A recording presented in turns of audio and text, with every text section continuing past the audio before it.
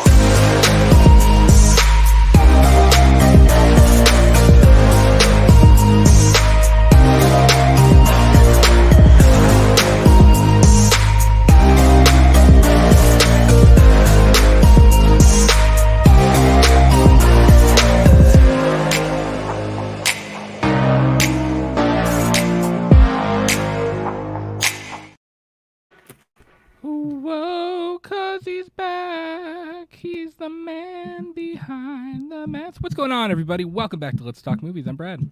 And I'm Miguel. Happy Saturday night. Got the kettle corn out. I needed a snack. I had a really big lunch, so I didn't eat like a big dinner. And I had some kettle corn, so I was like, I'm gonna pop in the kettle corn and have a little snackage as we hang out and do our thing. I have like fucking poppers kettle corn. Pretty fire. Poppers kettle corn? What's poppers? Popcorners is what it's called. I don't know if you said poppers, like jalapeno poppers. Jalapeno No, popper it's actually kettle pretty corn. good, dude. That'd be disgusting. I've obviously never had fucking jalapeno poppers. That shit is fire. I haven't had that in like years. Jalapeno poppers are good. Here's the thing, though. You can pick one. The other one goes away forever.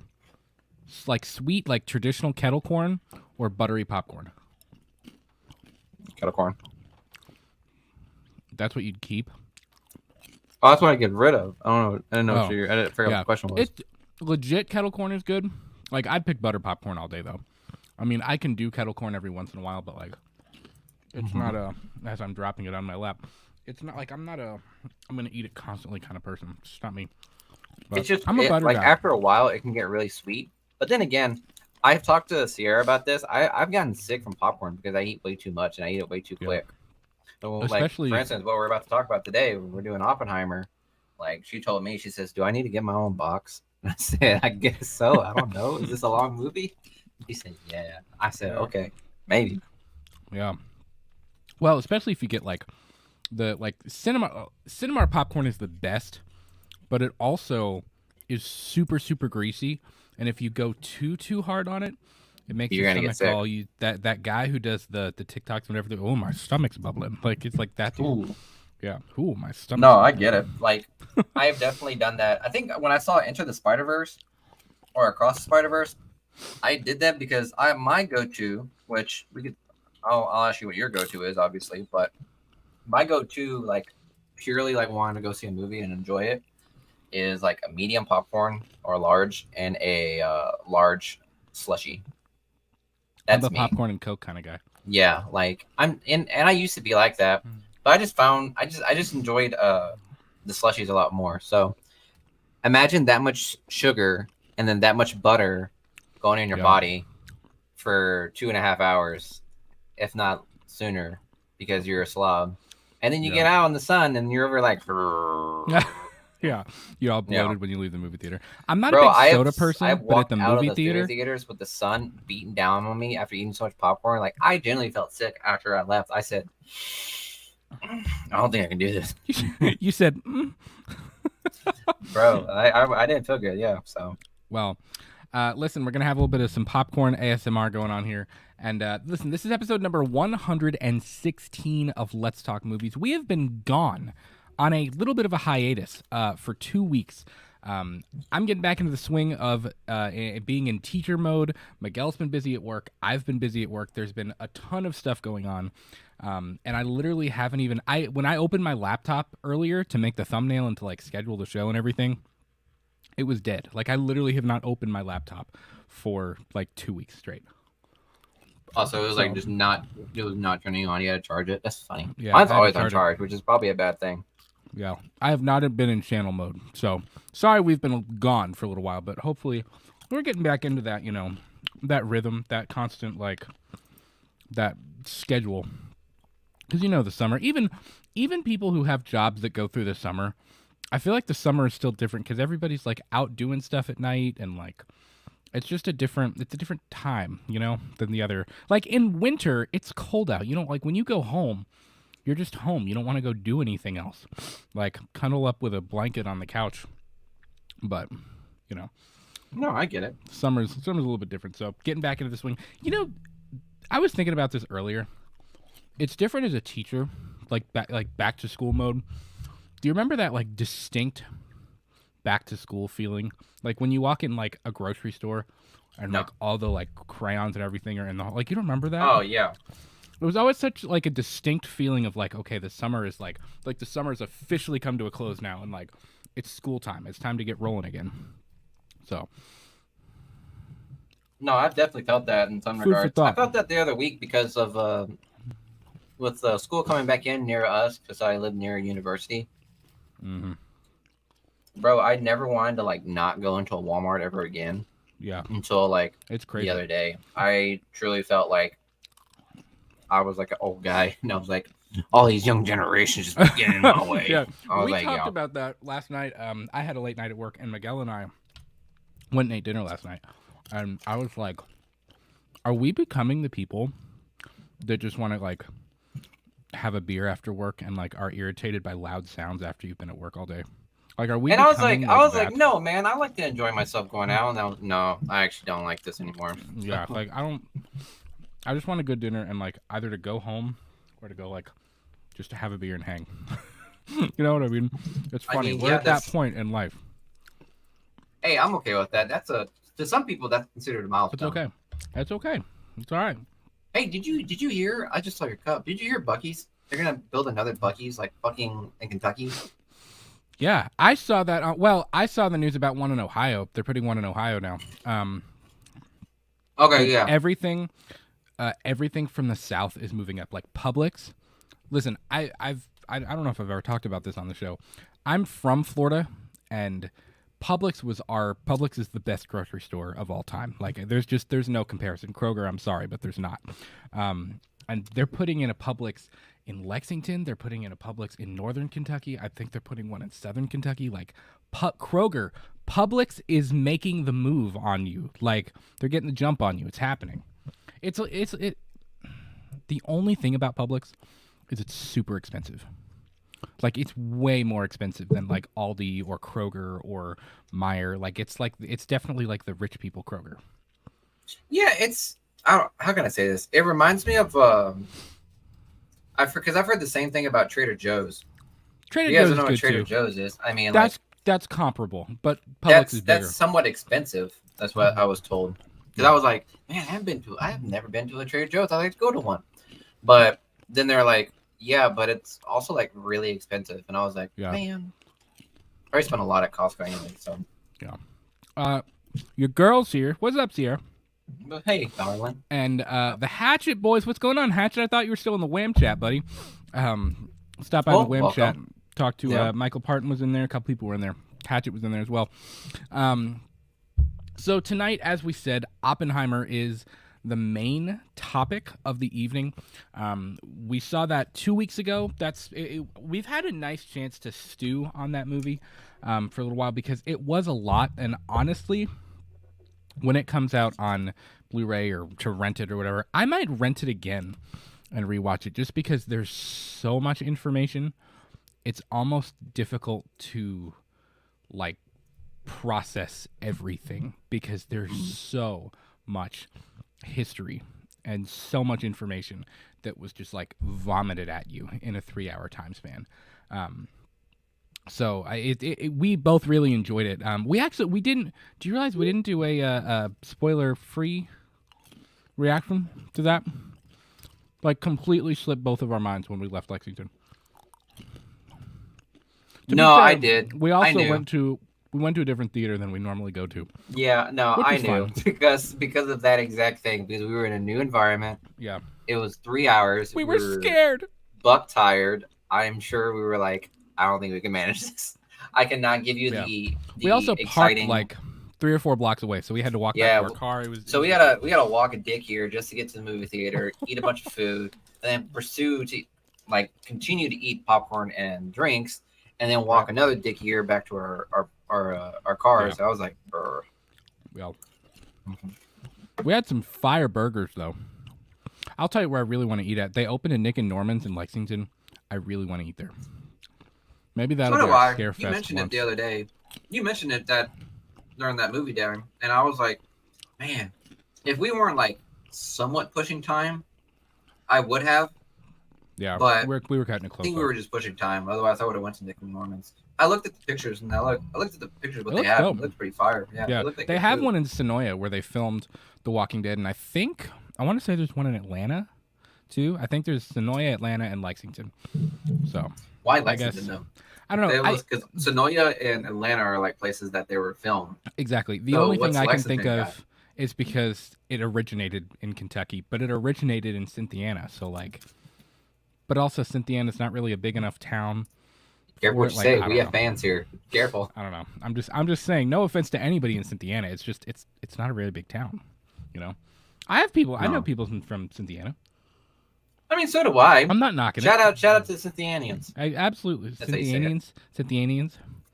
I really want to do, dude, we got to go film there and do the Walking Dead, like, walking tour. The Walking Dead walking tour. See the mural and, you know. Well, I mean, it's self-guided. It's, like, just kind of different locations, hitting up different locations that, like, inspired, like, the street that inspired Rick's house in the comics and, the hospital... the mural, stuff like that. There's all kinds of, different stuff. But yeah, I'd like to do that. We'll set up the time for that. We'll just head it up, take a half a day. Cynthiana or do I? It's kind of in between. It's kind of in between. It's out of the way for both of us, though. Easy. Yeah, it's a little bit slowly triangulating our location. Keep doing it, buds. Yeah, absolutely. Listen, I'm also drinking this tea. It's called Russian Caravan. No affiliation to Mother Russia, but it's so good. It's like a really dark, smoky thing going on. I dig it. Listen, we've talked about our snacks. We've talked about how we don't like loud sounds. We are becoming like middle-aged men. It's happening. That very well could be the case. I'm not gonna lie. It's happening. We've got middle-aged syndrome, and I'm a dad. The next thing that's gonna happen is I'm gonna wear long white socks, jorts. Gotta get those jean shorts tucked in with a black belt. That's what's next. It's my future. I think George. It's a future that I'm actually like kind of excited to see you in. You know what I mean? Because I'm used to seeing you as college boy life, then quarter life crisis life. Like I'm excited to see you as a dad. I will say I love being a dad, dude. It's very rare you see a man say that. So it's the best thing ever. The greatest. Good. So. Well, you lucked out because you have a pretty great kid. Every time this man sends me pictures like almost every single other day, and this kid is just an absolute sweetheart. Like shout out to your boy. I have an awesome kid. And yeah. Other thing I saw real quick, not necessarily huge movie news, anything like breaking. Before we get rolling with Oppenheimer, breaking news. Wait, that's Sports Center. That's not even the right thing. Whatever. Boycott Warner Brothers Discovery has been trending like all day. because Boycott what? boycott Go ahead. Warner Brothers Discovery because people are so irritated with the DC thing. People really think that they should fire James Gunn and Peter Safran. I'm not saying they should. Bro, the man hasn't even put I'm out a just- movie yet. I know. Which, here's the thing. I must say, it is kind of irritating that they were like, hey, The Flash, this is going to reset it. This is going to be the one that makes all of it make sense. And I felt way more confused after The Flash than I did before The Flash. Like, and then Blue Beetle is here. I read 2 reviews for Blue Beetle, and they were both the most lukewarm reviews I've ever read in my entire life. Really? Like, it's basically like somebody, I think it was, as I choke on a popcorn kernel, I want to say it was maybe Brandon Davis from comicbook.com. He had mentioned that it's very remnant of Spider-Man Homecoming or Iron Man. Like, it's fun, but I don't think it really brings anything like earth-shattering to the superhero thing. So Yeah, how dare I don't know. how dare a superhero movie not be fun? Well, here's the thing. I don't. It's the same thing that like has happened with the whole thing. It's like they rush it. Like, I understand Blue Beetle is a cool character, but like, why now? Like, why when you're trying to rewrite a universe? Why is like, I don't get why they're coming out swinging with Blue Beetle. You know what I mean? Like, it just feels like they're still trying to walk before they can run. Like, right now, it feels like more of the same thing. And then you combine that with the confusing mess of the timeline and what's happening. Like, it just there's so many questions about the timeline and about like what direction are we? I feel like Jim Carrey in Liar Liar when he's like, "What the hell are you talking about?" Like, it just I don't understand where they're going towards. Like, where does like after Blue Beetle? If I oh no, there's Aquaman. Aquaman's not going to reset the DC universe, dude. The early reviews for Aquaman and the Lost Kingdom You already have that? are well, they've done test screenings, and some of the reviews to come out of the test screenings were like, Were they bad? not good, not good, Chief. So I don't know. Uh-oh. I wish them the best. I don't think they should fire James Gunn because I really like James Gunn. Honestly, I know a lot of people hate on him. I like James Gunn a lot. What are you gonna do? What is James Gunn gonna do with projects that were already finished? If you think about Right. it, And he's trying his best. Like, look, and that's He Peter is- Safran right there. If you really want to fire someone, fire Peter Safran because nobody been there. he didn't produce The Flash. He didn't produce Blue Beetle. He didn't produce Aquaman. I get that. Get those out of the way. But I still feel like those people could have worked with him a little bit more and been like, okay, how are we resetting this universe? Like, it's going to be weird. You could almost argue that The Flash and Blue Beetle take place in an Elseworlds thing, in a DC Elseworlds thing, because it's like, it just doesn't. What they've described the new DCU as, like in that 5-minute clip or whatever, 5-6 minute clip that came out like a couple months ago, it just doesn't. It doesn't feel like it should connect. I don't know. It's weird. There's a lot of questions. So I mean, I get people's frustrations with it, but I don't think they should fire him yet. I don't think we should fire him before we've even seen what he can do. And I think I haven't think seen about, a project that has James Gunn his actual stamp on it. If that makes sense. well, Superman Legacy So- will. Yeah, He's so I mean writing that's and like, directing. but you understand that that's like a little ways down the road, and like for people to like Right. already want him to be gone, Yeah. it's like then at that point you're gonna have a title that doesn't have its original creator, and then you're just gonna perpetually fuck up this cycle of like having people come in to fix something that hasn't even fucking started. If that makes sense. The thing is, I like the thing that keeps me on board with James Gunn is, I see a lot of complaints on Twitter, on X, and whatever else about, like, he takes all these characters that nobody cares about and shoves them in the movie, and he's like, oh, it's contributing to the plot or whatever. He took the Guardians of the Galaxy, which nobody knew who the Guardians of the Galaxy were before he tackled it, and he made them, like, some of the most popular characters in the Marvel Universe. Like, I think about that. I mean, they are okay, like a cornerstone of the Marvel Cinematic Universe. If that makes sense. Yeah. Like, we don't have to like get into like the spiel of like what happened to James Gunn. Honestly, I mean, we all already know. We know that story. Yeah, we know how it ended. I wasn't gonna go there. It just Mm-hmm.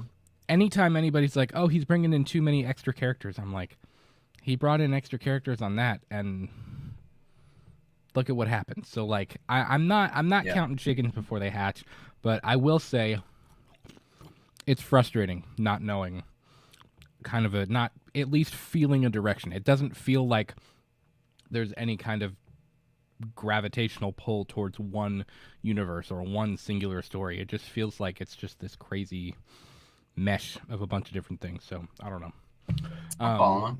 But Austin's here. What's going on, Austin? Hatchet said, so is this new Nightmare on Elm Street news for legit? I haven't heard anything about it yet. Not necessarily news. It's more of a discussion about where it should go next. Because you just lost a viewer right there, I'm guessing. Well, that's okay. Yeah, it's fine.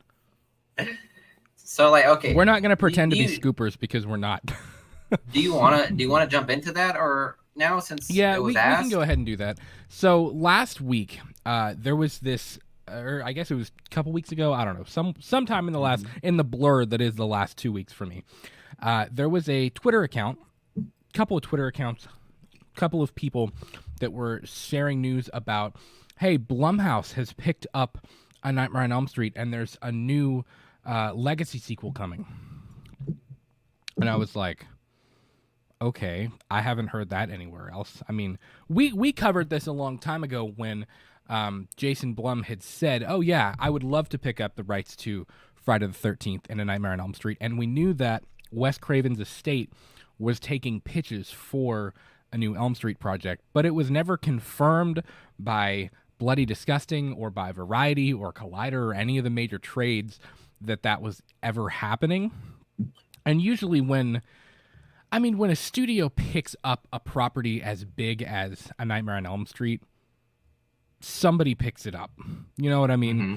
And nobody had picked that story up. And suddenly everybody came out and you know how quickly rumors spread on the internet nowadays. And it was just, people were throwing it out everywhere that, hey, Blumhouse is doing a new Elm Street trilogy. It's going to be a legacy sequel to the original, which of course kind of spiraled people being like, oh, is Robert Englund going to come back? Is Heather Langenkamp going to come back? Is Nancy, like, is everybody coming back to do all this stuff? And it was very quickly shot down as not being true. Like, people from Bloody Disgusting, a lot of the bigger horror YouTubers did videos on it. People that are attached to Blumhouse and Universal and some of these things were like, no, like Blumhouse has not picked it up. That's not a thing. So that happened, but that kind of got me thinking, and it's a question that for the big three, for Halloween and Friday the 13th and Elm Street, there's kind of a big question as to what should come next. Like, what should the next chapter in those franchises be? So I thought we would have a little bit of a dialogue about what the next chapter for Elm Street should be, because we've already remade it.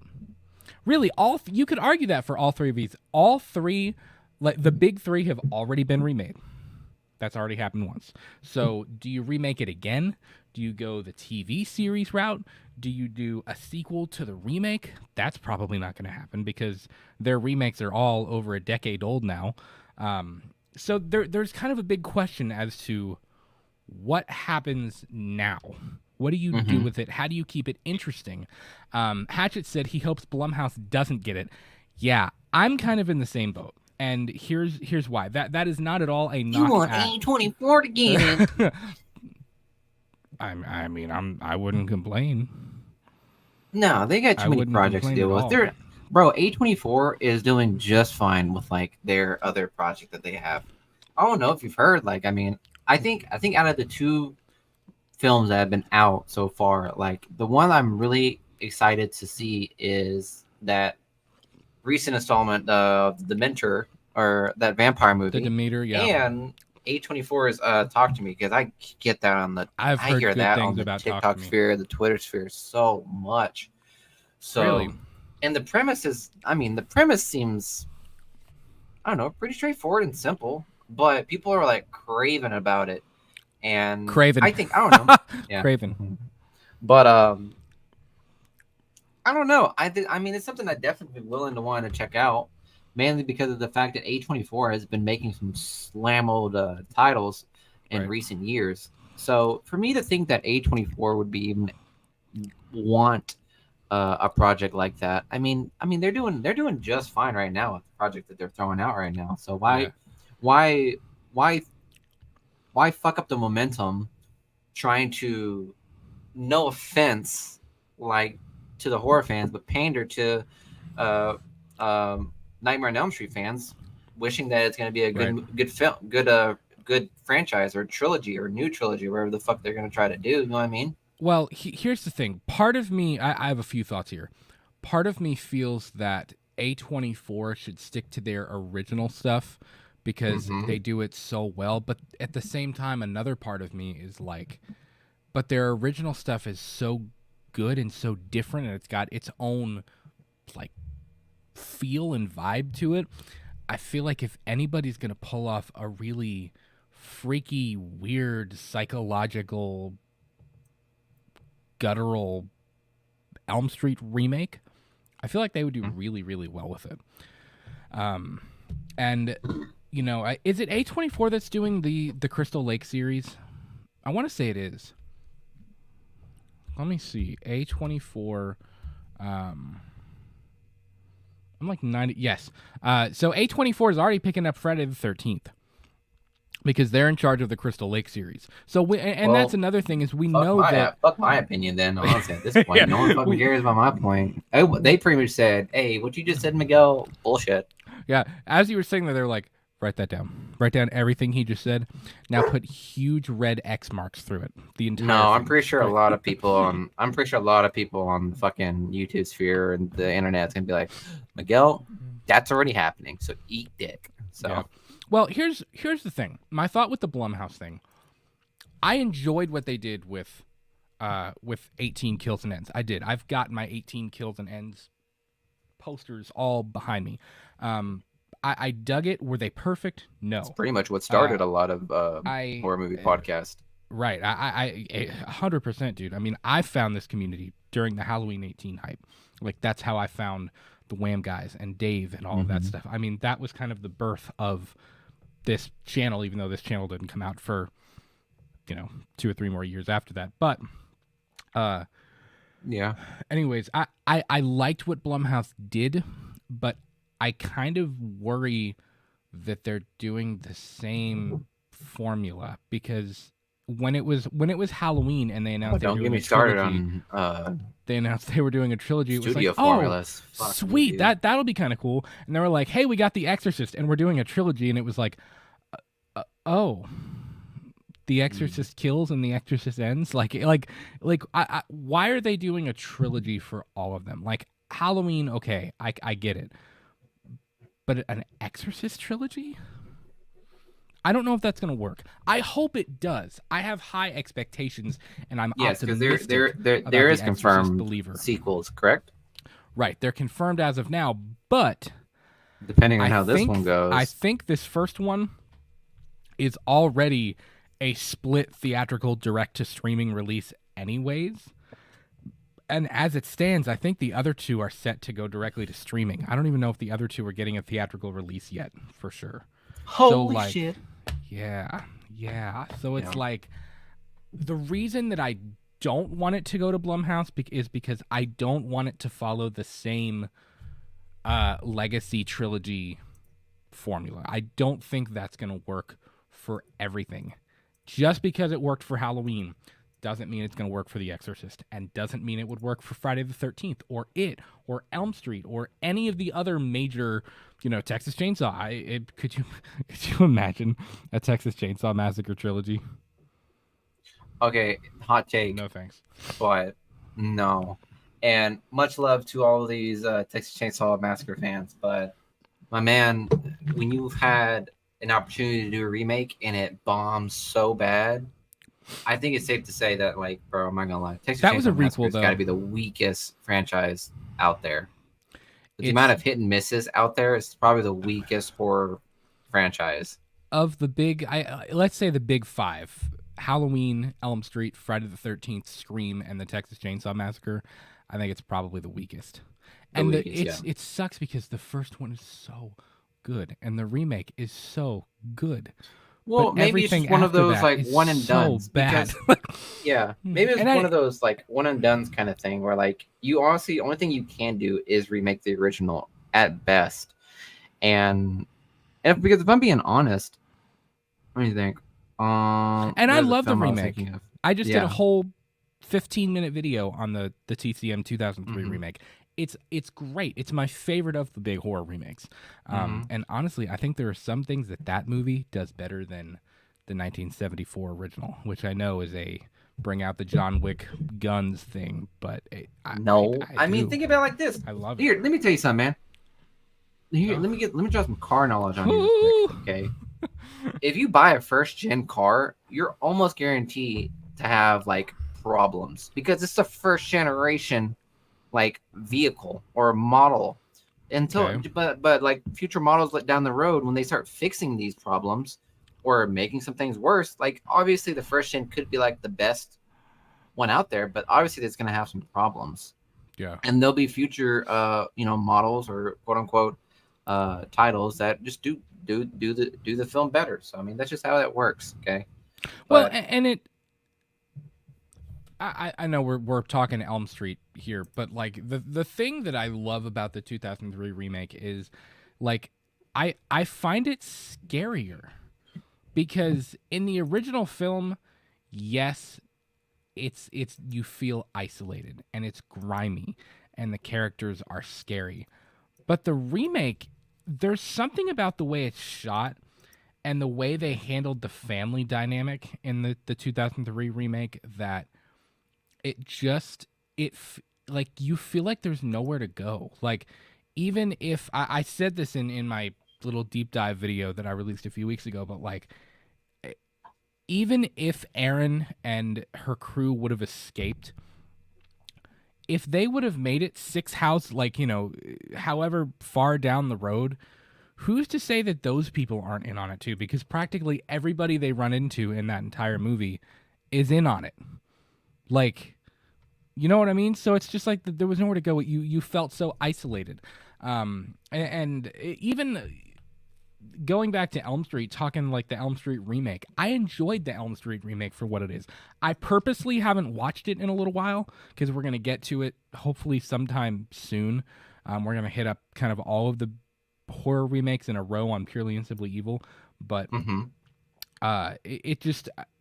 I don't think that it was a bad remake. So again, it begs the question, what do you do? You've had a successful run of the original sequels. You've had a successful remake. You've done the New Nightmare thing that's kind of its own, like, it's like its own timeline type thing. And there, I mean, even like what Cecil Laird is doing. Cecil is doing the albeit unofficial, but I mean it's going to be spectacular.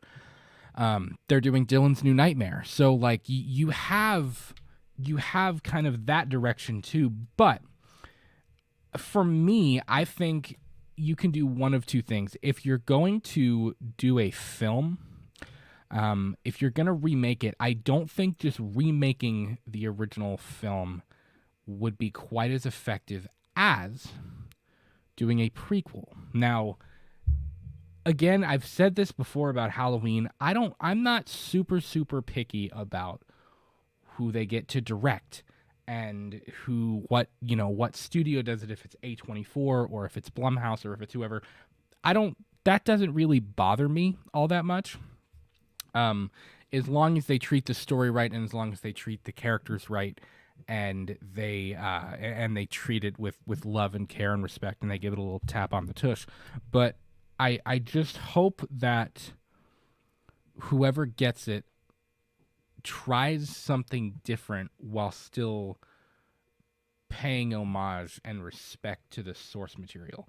And whatever company would get it, I would be completely down if they did kind of oddly enough taking the Rob Zombie approach, where it's like a prequel and a remake. Even though Halloween is different, it didn't necessarily work. Again, what works for one may not work for another. I think doing a pre-make, like a prequel and a remake together, showing the trial, showing, kind of, even if you did it as a TV series, you could have most of the series as kind of like a murder mystery, psychological horror type thing. Kids are disappearing, they're finding dead bodies, the parents are freaking out, the police are looking for somebody, and then they ended up catching Freddy, and then you go through, they signed the whole papers wrong and whatever else, blah, blah, blah, blah, blah, blah. You could even take elements from what John Saxton wanted to do, because John Saxton wrote a whole thing about... for someone that I didn't feel like would have cared about Nightmare on Elm Street. He did. John Saxton, he did. Yeah. He had a lot of respect for the source material, which is pretty cool. He did. And his, dude, it was crazy. And his really, like, Freddy was actually innocent, and it was like Charles Manson that did it. And like his weird cult type thing, and Freddy just got like blamed for it. Which I think that's a cool idea. Not the Charles Manson bit, that's a little out there, but I think the idea of having Freddy really being innocent, and they killed an innocent man, but that's what made him want revenge. I think that's actually kind of a cool thing. And they almost did it in the remake, and then they ruined it in the last like 10 minutes when you realize it's like the entire time, like, you think, man, Freddy was an innocent guy that they killed. Like you almost kind of feel bad for him, and then you realize he actually did it, and he's like, oh, never mind, he's a scuzz-sucking slime ball. Never mind, he's just a piece of shit. Yeah. No, I get it. But, I think what John Saxon had in mind was actually pretty unique, and I kind of like that idea of playing with the idea that maybe Freddy was innocent. Right. Well, and it would have, if you did that, whether it's a TV series, whether it's a prequel, it would have to be a slow burn, right? It would have to be something that you kind of slowly build, and you feel tension building as, the parents start to run out of ideas. I mean, and when the police system has failed them, and when the court has failed them, they take matters into their own hands, and that's when they go track him down and burn him. And maybe the last 15 minutes of the film is when Freddy dies and is reborn, and then you jump. And you can even have the cast ready for the second film. And the second film can be the traditional remake with Nancy and Ron and all of the other characters from the 1984 film. But, maybe the end of this prequel film, or at the end of season 1 of this prequel series, that's when Freddy becomes actual burned demon Freddy, and he starts haunting their dreams. Could you imagine that buildup of the trial, seeing him, commit these crimes and everything, and seeing the parents kind of slowly freak out and descend into madness, and then suddenly at the end, after they kill him, that's when you get Burn Freddy. He's dragging the glove across the wall with the sparks and stuff like that. I mean, that could be a really, really cool way to end a film and build hype into another one. You know what I mean? Another one. I don't think just doing a traditional remake of the original film again, right out of the gate, is a super great idea. Personally, I don't think it's a great idea. No, I get but you. that's my take. Like, I know other people might have a different idea. There are some people that are in the camp that, hey, the sequels were successful, like, just do a sequel to Freddy's Dead, like something like that. I think it's been a little too long. I think it's been way too. You think been people a while. probably wouldn't have cared? I think the only thing it would have is a cult following. right? And I think, I mean, we've talked about this on the Purely and Simply Evil shows, like going back through them. I mean, they revamped the rules like every single time. There were new rules and new, I don't think that would work as well as they would want it to. So that's my take. Do you have any thoughts on where Elm Street should go from here? I mean, I'll probably be in the camp where I think he's charismatic enough to end up as a TV show. If I'm being completely honest, I feel like he's charismatic enough to like want to be in multiple seasons. And as the same as what's going on with Chucky, which I mean personally, I haven't heard much news of how Chucky's been doing, other than what I've heard like a while back. I didn't watch it. But I heard that it was like, I heard it was like really getting a lot of good traction. So for someone as charismatic as Chucky too, because if you think about it, one of the main things that made Chucky so famous was the fact that he was like a bad mouth serial killer that just, people kind of like awkwardly kind of root for because he's just like that charismatic on the screen. So I could see the same thing for Freddy, because like over the years, like it's kind of hard to like bring back the scary aspects of Freddy as opposed to what they did with Michael Myers, because Freddy's already gotten that TV personality of like MTV Freddy, and like of him wanting to break the fourth wall and stuff like that. Like that stuff is already like something that's like well known within the community, whether you know it or not. And I think that if they ever were to like revamp the thing, I could totally see the actions of it being a TV show. And I at least would want that to happen, because I thoroughly would take the time to watch a show like that, if that makes sense. Yeah. Well, and here's the other thing. Also, because I'm not really all that interested in like watching a movie and then waiting for the trilogy thing to happen. I'd much rather I'm more in regards to like content, I'm much more happy with coming back a week later after the next episode popped up and be like, ooh, what happened this time? Yeah. You know what I mean? Like, what did Freddy do this weekend, guys? Yeah. Well, and let me back up to what I was saying earlier too. You mentioned like the TV personality side of him. Like, I don't think if you do either way, if you do a series or if you do a prequel kind of film. See, that's the thing. I feel like you would cut down on the charisma of Freddy. Well, you don't want to go back. You would want to go back to like the more sinister, playful, playing with your food kind of attitude that Freddy was known for, and like Freddy 1 and 2.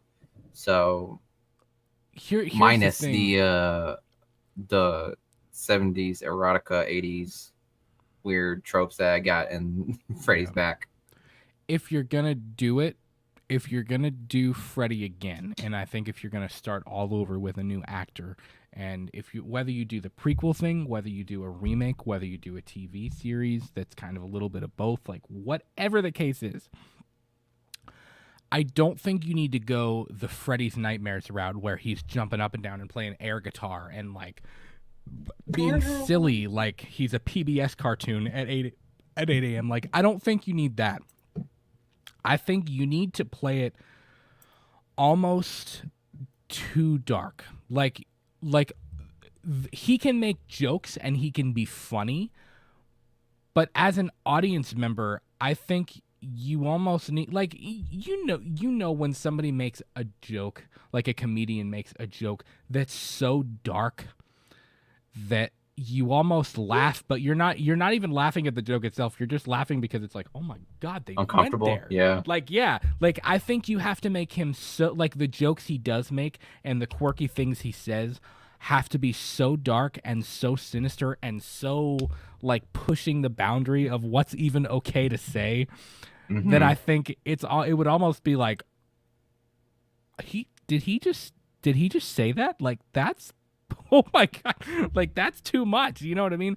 I think that's how dark you have to go with Freddy. And even if you're going to do the prequel thing and you show him as like a regular human being and then as the demon Freddy, I think you almost do it as like a, not that you have to dive deep enough that he actually has a split personality, but the human side of him can be super, fake, and he acts like he's this little guy who could never do anything like that. But then you get full on the other side of him. Like, if you got somebody with a really, really killer acting range that could turn that on and off, where, you see him faking it out in the courtroom or to whoever, he acts like this innocent dude who could never hurt a fly.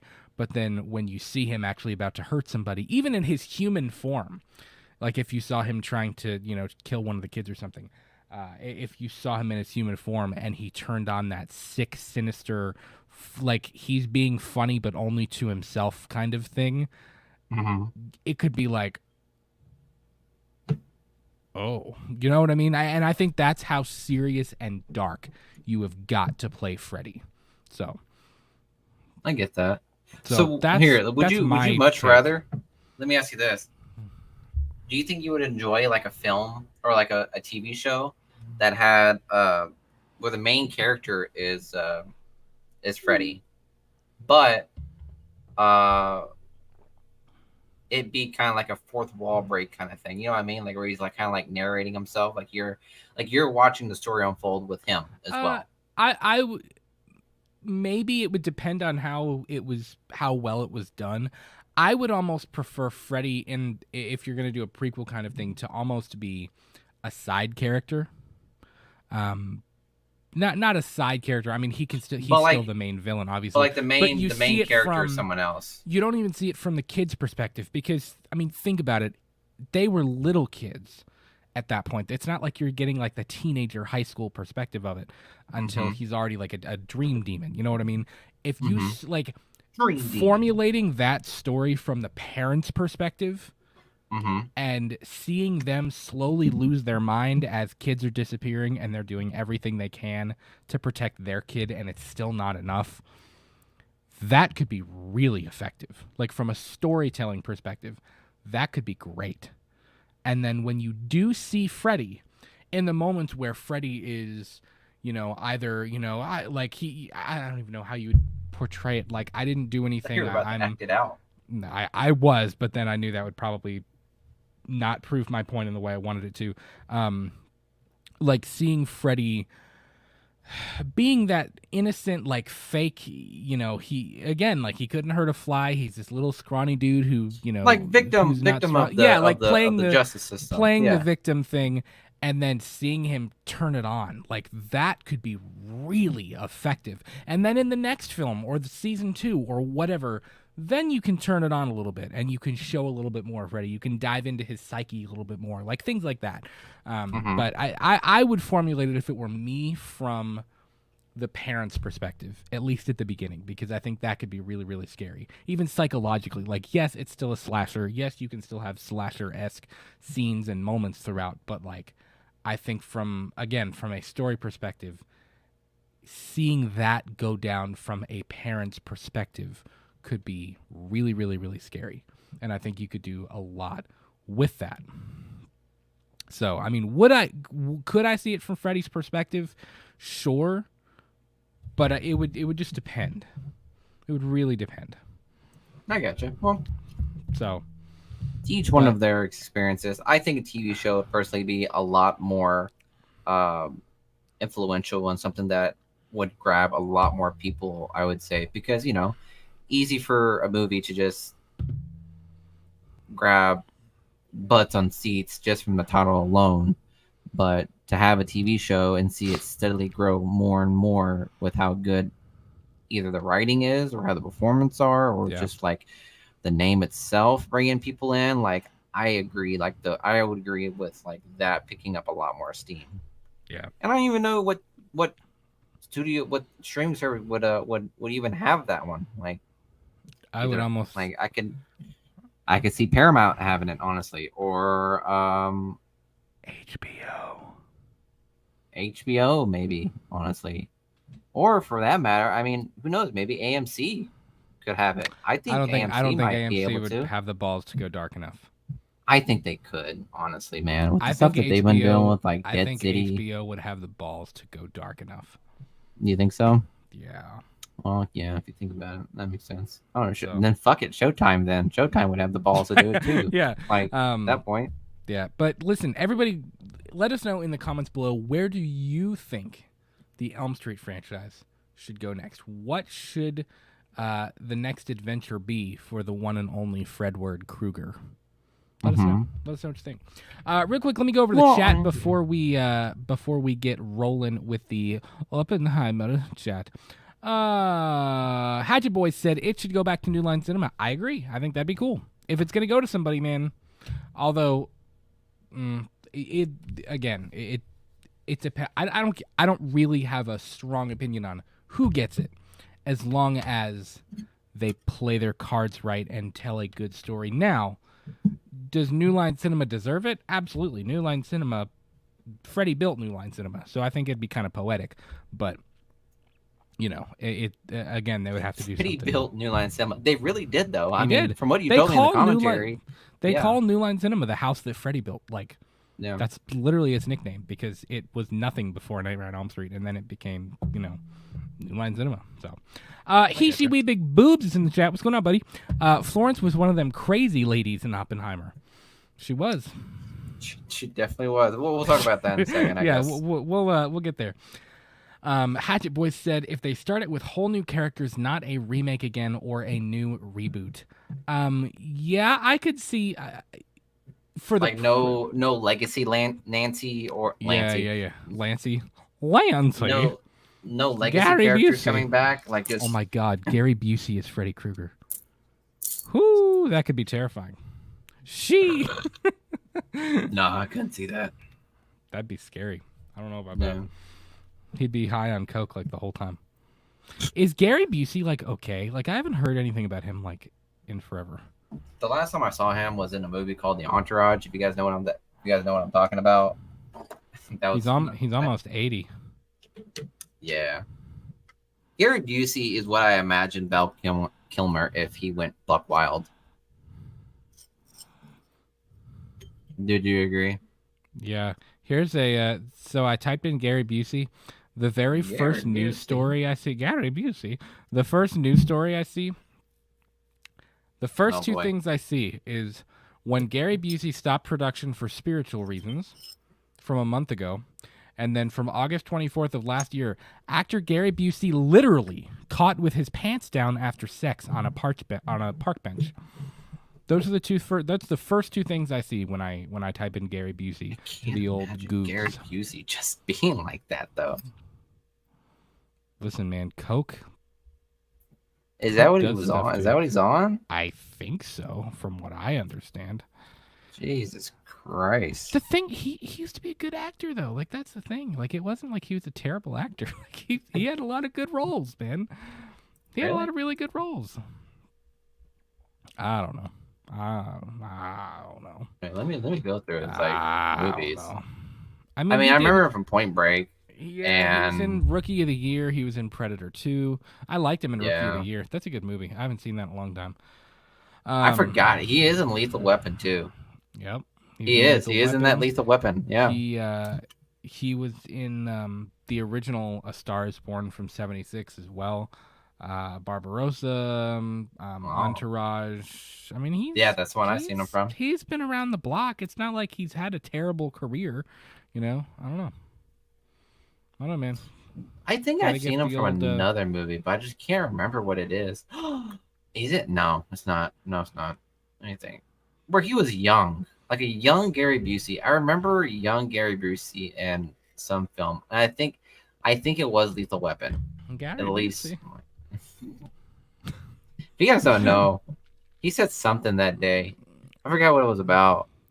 But yeah, that was I funny. don't remember. It was early in our show, our channel's history.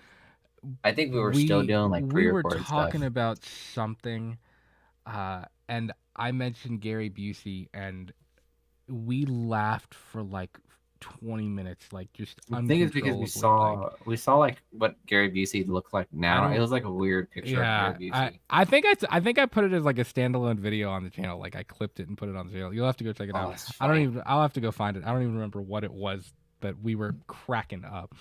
Mhm.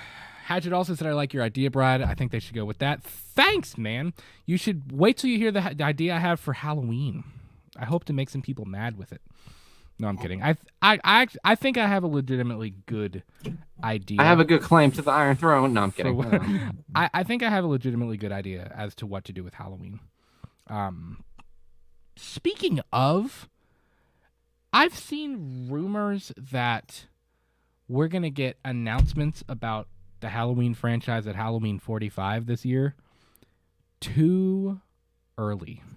Now, if it's Season of the Witch, that's a different thing. Go at it. Hey, do it. Go wild with Season of the Witch. That's fine. I think Season of the Witch should have. It was. I think it's overdue. If that makes sense. Like too overdue for me to want it to be a project. Now. Yeah. Well, you know what I mean. I mean, though, here's the thing. Like, I don't want any more like Michael stuff. Like, Michael needs a cigarette break. Like, we have milked him raw for the last 5 years. I mean, that's a phrase. Yeah, like it's just it's time for him to like sit down for a few minutes. Raw. You know, you know what I mean. I think it's time for Michael to chillax. I've never milked someone that raw. Are they milking Ghostface raw? Like, are we? Jesus.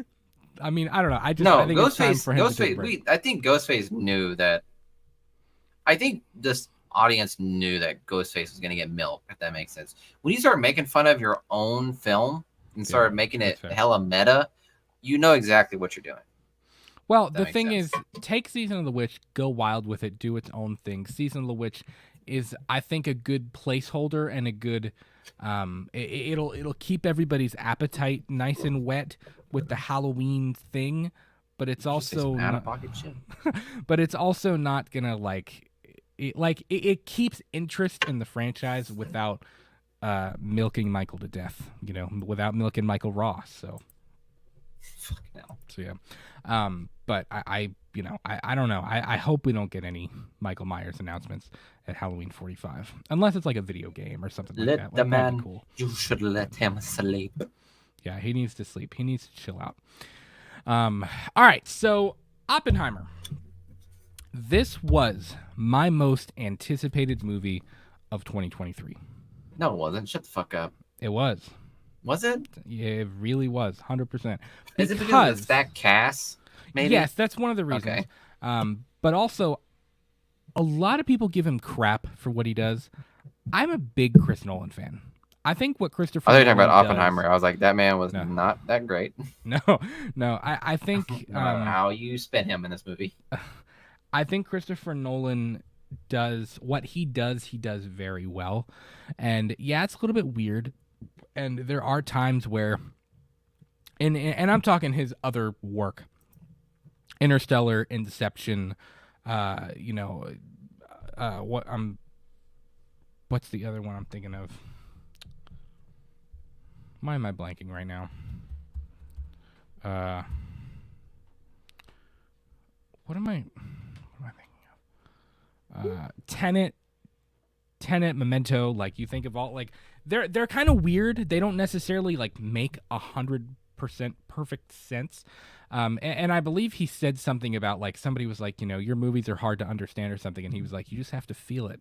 You can't think about it. You just have to feel it. And this is not a watching movie. It's a feeling movie. I know a lot of people, when he says something like that, they're probably going, oh my God, okay. Like, all right, we got to feel it, whatever. But I dig it. There's something about it that I've always really liked. I feel like he kind of plays into it. It's it's very visual. It's very epic. It's very kind of, I say futuristic, but that's not necessarily even what I But in a mean. good way. No, I'm kidding. You know what I mean? It's got, like, even if it's... No, it's cinematic is what it is. Yeah, it's like, a very Christopher epic Nolan plays on the feel. idea that films are filmed in such a cinematic way. Like, Christopher Nolan is one of those people that relishes in the shot, if that makes sense. Yeah, and I appreciate what he does. Even what he did with the Dark Knight trilogy. I mean, the Dark Knight's one of my favorite movies of all time. I like Christopher Nolan a lot. So when I saw the preview for this, I don't even remember what we went and saw, but it was like the early teaser trailers when like you just see like the fire and it's like the world changes or something like that, and it says Oppenheimer with a date. And I looked at McDonald's, Mhm. what the hell is that? I want to see what that is. Like, it's a Chris Nolan movie. I didn't even know he was making a new movie. And I started looking up who Oppenheimer was, and I kind of dove into the story a little bit, and I was like, Did you not know who he was? I had no idea who he was. I'm gonna be real. Are you fucking serious? No idea. I had to look it up. Really? Had no idea. My God, I knew you were bad at math. I didn't know how bad you were at history. Fuck. Whatever. I enjoy history, but anyways, we're moving on from my mental skills. But I was very interested to see, because I like what he does with his other films and how kind of fantasy inspired they are. I was curious to see what he would do with a biopic, with something that was a true story, and kind of how he would adapt that story and how he would, portray that and tell that. And I was not disappointed. I was very curious. Even again, like what you mentioned before, the cast had me intrigued. I mean, this is an absolutely stacked cast that they had in this film. Matt Damon, Robert Downey Jr., Cillian Murphy, Emily Blunt, Florence Pugh, all of them were really, really, really good. Josh Hartnett, dude. Where did he come from? Josh Peck? Like, these people that I was like, where have you been all this time? You know what I mean? I mean, has Josh Hartnett even really, like, let's see. The last movie he was in was, I gotta think it was, Lucky Number 7, maybe? Operation Fortune. That's from 2023. I know he was in 30 Days a Night. Bro, do you want to know? He was in Wrath of Man. I mean, he was pretty good. He was pretty good at 30 Days a Night. I'll give him that. He was. was. I liked him in 30 Days a Night, honestly. He grew up a lot since Halloween H2O, I'll say. He did. But, I mean, I thought he was really good in this film. Like, there were a lot of good... I love how you forget one actor in particular, because I remember I told you who he was, and your jaw, like, dropped. That was when I'm referring to David Maltz. Yeah. Like, was Gary Oldman. Bernard. You looked at me, you're like, Bernard? Sierra said the same thing. She was like, you're kidding. I was like when Tim Allen says that in the Santa Claus 3, or the Santa Claus Part 2, Bernard? Dude looks completely different. Completely. Like, buddy was eating all of Santa Claus's hot chocolate and cookies, but until you mentioned it, I was like, it went completely over my head. But there were a lot of things that I was intrigued to see with this movie, and it didn't disappoint. Again, my biggest compliment to this film was the cast itself, because not only were the casting choices really, really great, but the performances, I 150% expect to see some Academy Award nominations for Oppenheimer. 100%. Now, if the SAG strike is still going on, I guess there won't be any nominations. No, but yeah. I do think that this film will be on the table for quite a few different awards. And and unfortunately, it's not going to be the summer blockbuster that we thought. It's going to be a good movie, but it's not going to be the summer like blockbusting hit that we thought it was going to be. Well, it's the highest grossing World War II film ever. I saw that. It surpassed that the other day. It surpassed Saving Private Ryan as the highest World War II film. Really? Yeah. And even that had like a really stacked cast. Yeah, that was another one. Had a really, really big cast. Wow. That's surprising. Another thing that I dug about it was the flip-flop. And honestly, I mentioned this before. I would like to see it again, just because there was a lot of information. Even like Julia had said at one point during the movie, she was like, I forget who some of the characters are until they're like on screen doing something. You know what I mean? Yeah. There were so many characters and there was so much information being thrown at the audience that it's almost hard to even pick up on it. And I've seen a few people that are like, if you go back and watch it a second time, some things make so much more sense and you pick up on so much more that they're saying. It really makes you feel it.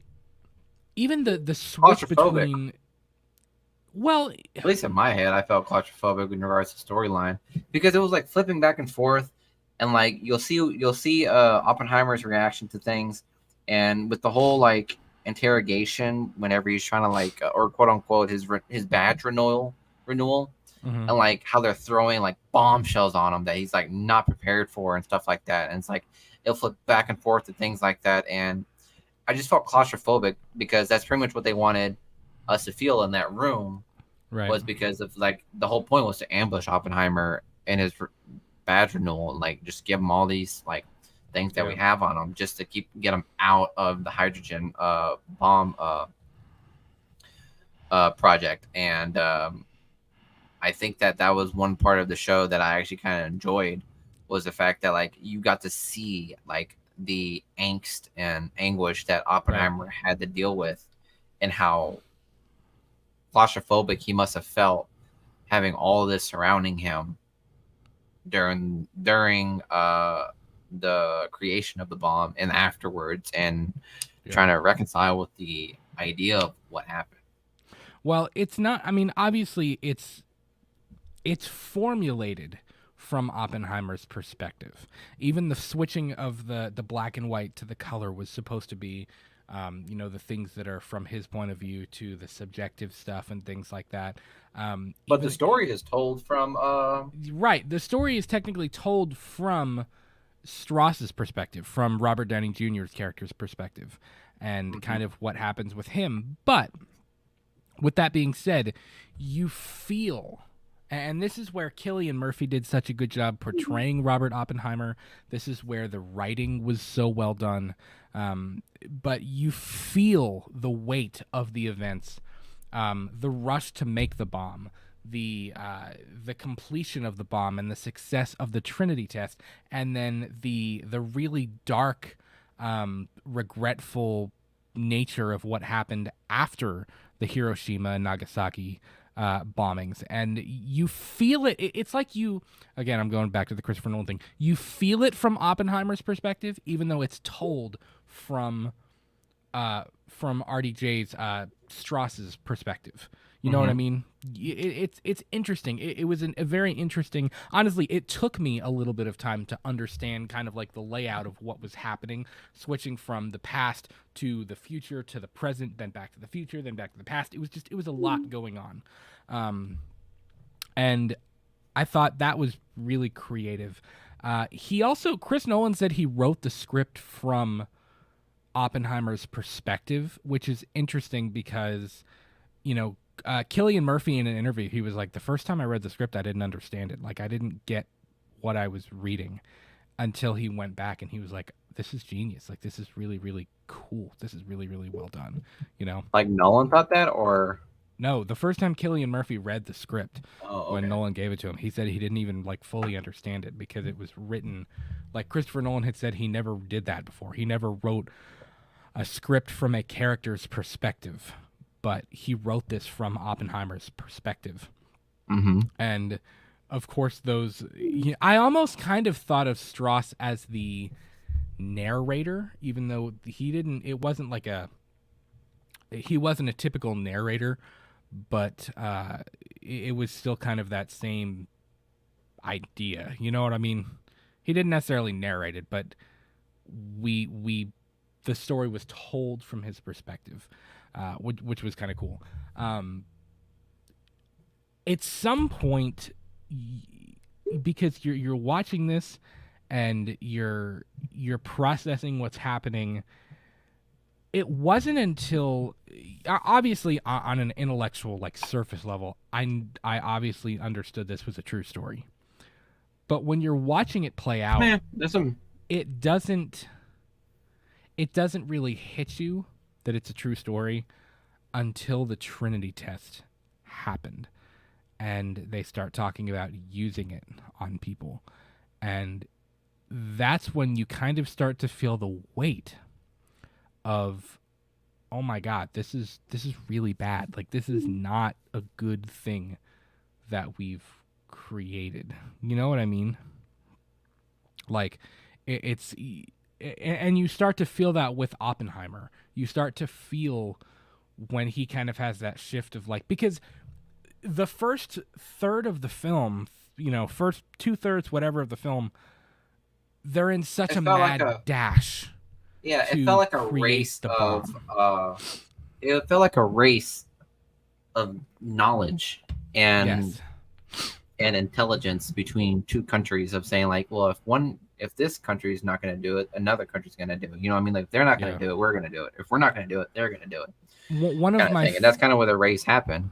But then when it came down to like after Hitler died, and then Japan was still like well within the war, that's when it really started hitting you like, this is real life. Like, this was a decision that a small group of people decided collectively that this was the right course of actions to take that led to thousands of people dying. The thing that really gets me, and one of the lines that stuck with me, is when I forget who it is that he's talking to when he agrees to become the head of the Trinity Project or the Manhattan Project, and he's developing the bomb and things like that in the early stages when they first are building the town out in the middle of the desert. When he says to that guy, "I don't know if we can be trusted with a bomb of that much power, but I know that the Nazis can't. Like, I know that Nazi Germany can't."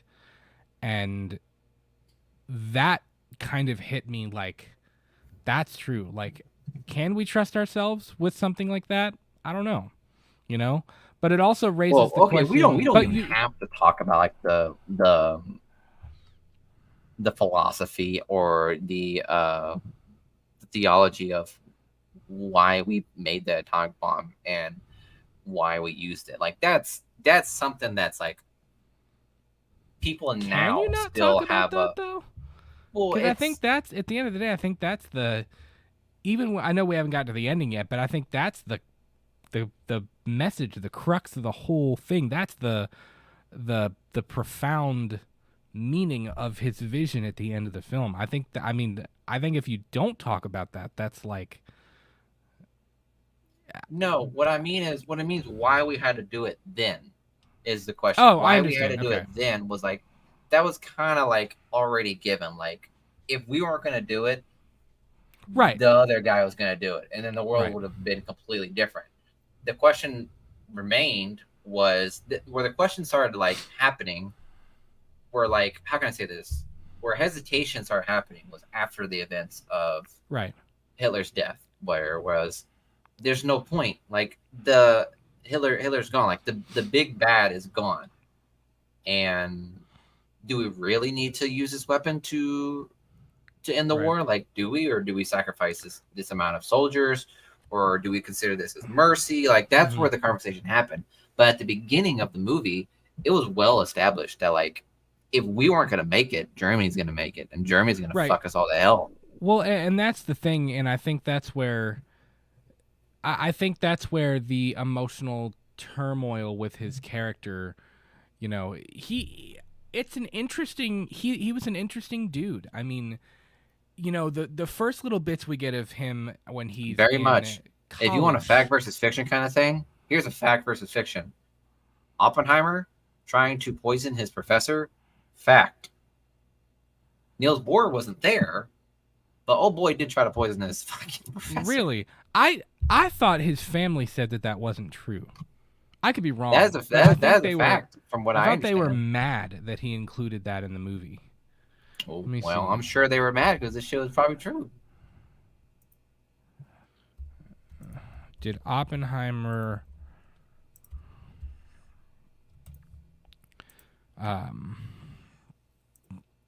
let's see. Got it somewhere right here.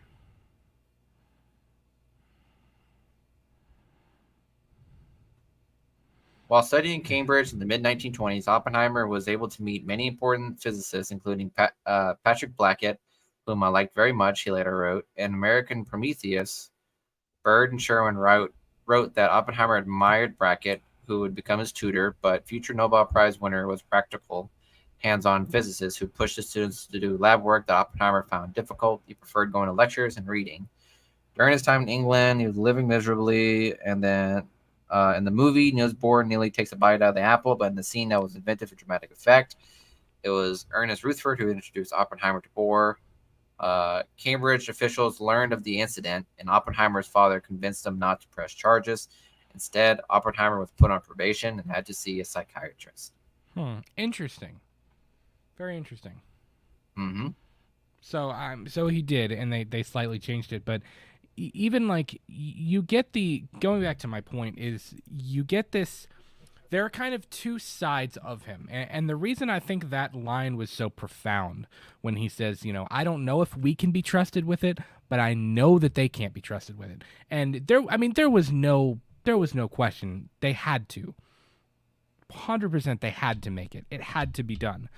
But I think even when you get to the final line of the film when Einstein says, now it's time to live, for you to live with the consequences of your achievement, I think somebody would have done it. If it wasn't Oppenheimer, somebody in some country would have created it. And the thing is, you have two sides of this character and of this person. You have the science side of him, where he is extremely eager and he is extremely interested in the science of nuclear power and how it all works, and he wants that. He wants to figure it out from a science perspective and from an intellectual perspective. But then at the same time, you have the other side of him where he's like, this is also a lot. Like you almost get the sense that he was at war with himself. After he was so not blinded, but eager from the scientific educational side of things to do it, that by the time it was actually done, he was like, oh, like I think that's when it sunk in, like, oh shoot, okay, we did it. You know what I mean? I don't think the fear ever really hit him. And that fear of, if we don't do this, the Nazis will. And then, let's be real, if the Nazis would have developed the atomic bomb before anybody else, we could live in a very different world right now. Yeah. So I think that's that was the interesting thing about that moment in the film, and that stuck with me. That stuck with me for the last 2 weeks as I kind of pondered everything. I would say that good old Oppie had he had his own quote unquote Pandora's box, if that makes sense. Yeah. And he knew that as soon as his team was able to figure out the way to create this bomb, he knew that the box was going to be open and there was going to be a whirlwind of turmoil come in later futures. They knew that come down the line when shit hits the fan and the bomb was dropped and the bomb was created, all it was going to do was create an arms race. That's exactly what's going to happen, because if it's achievable, then everyone's going to try to do it, whether that's Russia, Germany, or whatever country. Everyone's going to want to try to recreate what the hell happened. You know what I mean? No one's going to see that bomb and be like, oh God, the U.S. is now the most powerful country in the world now. It's no, now it's, now we got to figure out how to make something as big as that, or bigger, which is where the whole hydrogen bomb race happened too. Yeah. So I think Oppenheimer was well aware of the situation that was going to occur moving forward if he was going to be, when he was able to have his team create the bomb that would soon be, quote unquote, that would soon be the death of us all kind of thing. Right. Yeah. Well, and you even kind of get the sense that he's a complicated person to begin with, right? I mean, even when he's studying, he is super, one of the things that the movie did so well was the score. Ludwig Göransson's score, which I kind of wondered. It ended up being great. I've listened to it a few times. The score was wonderful, but I wondered why Hans Zimmer didn't do it. Just because Hans Zimmer usually works with Christopher Nolan. Had the same effect, had the same feel. The dude killed it. But Is this the first project that he did with Christopher Nolan, or is this? It might. I think it's the first he did with Christopher Nolan, but I mean, he's done quite a few other things as well. You know what I mean? Maybe just scheduled conflict. I don't fucking know. But it was probably a schedule thing. But he did a really good job. Can You Feel the Music is the track that is just, it's great. And it really, I mentioned that particular track because if you listen to it, it's very chaotic. It's very fast. There's a lot going on. From a music perspective, it changes meter a lot. It changes like the time signature. It's constantly like changing and altering, and it's very busy. And that kind of reflects Oppenheimer's mind in those moments. The science part of him is just going ballistic in his mind in those earlier scenes when he's meeting with Niels Bohr and Heisenberg and all of those other people, you know what I mean? Einstein. You just get the sense that he is such a. It's like I think people like that automatically have anxiety and like issues with that because their brain can't shut off. Like they can't shut that off. There's been a lot of studies, even with musicians, like composers. I mean, looking at like Beethoven. Like I guarantee you, if Beethoven was alive today, like the guy would be ADHD, anxiety, depression, like all kinds of stuff. You know what I mean? Just because Buddy would be like, hopped up on pills. He couldn't shut his brain off. And I feel like watching this, I get the sense that Oppenheimer was the same exact way. And it made him a complicated person when he was studying physics and all of that stuff. I mean, like, you know, and he meets, it's kind of one of those poetic things. It's like complicated people meet complicated people. Like the relationship he has with Florence Pugh and her character. Talk about that? That was complicated. I mean, it wasn't a traditional relationship. I mean, would you even? Yes, it was an affair, but it was also different. You know what I mean? It was different than like a traditional affair. It was almost more of like it was as much of an emotional affair as it was a sexual, physical one. Bro, an You know affair what I is mean? a fair. I know, but you know what I'm saying. Like, I think for some people, when they have a relationship like that, it's just physical. It's just for like a physical release. But No, Florence Pugh's character needed him like emotionally. And I think that's why when she commits suicide, that's when you feel the weight of that. He felt the weight of that. Was it suicide?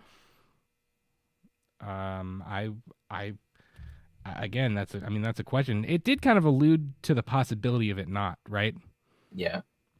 Well, I think what it came down with good old Oppie was, you know, Buddy is like riddled with his own thoughts and the chaos that he has in his mind. So when he was with Florence Pugh's character, like, I mean, for someone that was like that hated roses, hated the idea of labels, was just so chaotic of a person, like personality wise, it made sense for us to think that like maybe that's what good old Oppie wanted. Like he wants chaos in that relationship. That way it was able to pull him away from pull him away. Yeah, his outlet from the fucking travesty that he has in his own fucking mind. You know what I mean? Yeah, that's fair. Even Kitty though, his relationship with his wife is very. It was interesting. She was an interesting person. Like every time you see her, she's tipping back bottles, and she was very she was very interesting. Even with the kid, like when he came home, and she was like, significant others were absolutely buck wild. Yeah. Well, what got me is when he came home, and the kid, it was bawling his eyes out, and she was like, "I've dealt with him." She said something like, "I've dealt with the little bastard all day. Now it's your turn," or something like that. And she just Yeah. she's just popping wine from the Is that bottle. is and it stuff, true you know what I that mean? he like? Is it true that he like? Oh, buddy, like they both gave up like the kid I to like believe so. move on I believe so. Yeah. Yeah. for 2 months, according to American. We didn't really see. We didn't see very much of what happened with his kids. I would be interested to see. What understand the psyche of his fucking kids and like what happened. Yeah, I'd be interested to see what happened to his kids. Mm-hmm. Just because I mean, I didn't know, you know. But even there, again, I think complicated people attract other complicated people, and not only was, you know, was his mind a very complicated place, and he had this science and, you know, nuclear theory and this, you know, trying to study physics and things like that, like just permanently pulsing through his brain at all times. But he had, you know, the affair with Jean Tatlock, and he had his strange alcohol-induced relationship with his wife. You know, I do think they loved each other. I mean, I think he had a decent relationship with his wife. But I again, it's complicated. I mentioned I mentioned this to Miguel when they're interrogating him, and Emily Blunt is watching Florence Pugh just like bounce up and Bro. down on him. I was like, why are we lingering Why did on you this start shot for so bouncing? long?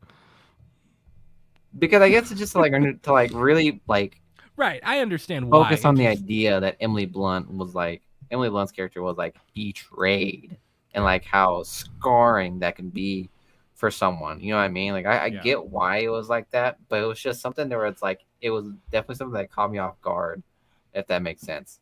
Because and that scene alone, I mean, I like the idea that it put Oppie as like butt ass naked in that room because it's pretty much what's happening. Like his life is being stripped apart and put under a microscope. Like the man's freedom and the man's privacy was being stripped away bit by bit.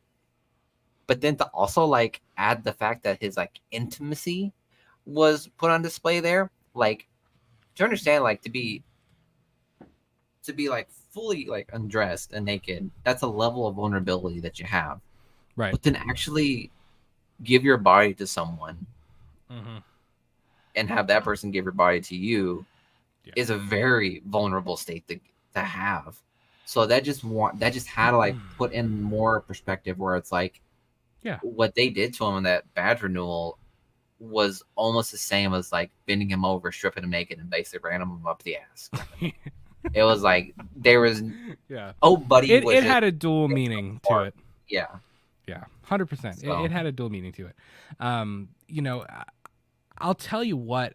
I think there were some questionable characters and like how good of a person they were. Truman, I was very interested in how they portrayed Truman. They didn't portray Truman to be a very like nice guy.